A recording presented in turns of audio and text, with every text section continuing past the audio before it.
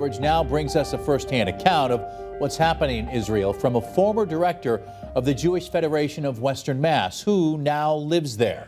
Western Mass News reporter Matt Price shares his story. Almost all of my neighbors who are of a certain age, they have kids who have been called up to the reserves who are now, on their way to Gaza or pretty much there. Harold Berman, a former resident of Springfield who has been in Israel for the last 15 years, says he, his wife, and kids are okay, but not fine overall. Currently in Efrat, located about 7 miles south of Jerusalem, the former director of the Jewish Federation of Western Mass shared some of what they have been through so far, which includes hiding in a bomb shelter because of incoming missiles. Fortunately, our town was not hit. A town nearby was hit.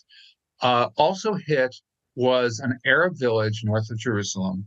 The mosque in the village was hit by the Hamas missile. And I just think that is such a perfect image for how it's just complete blind hatred.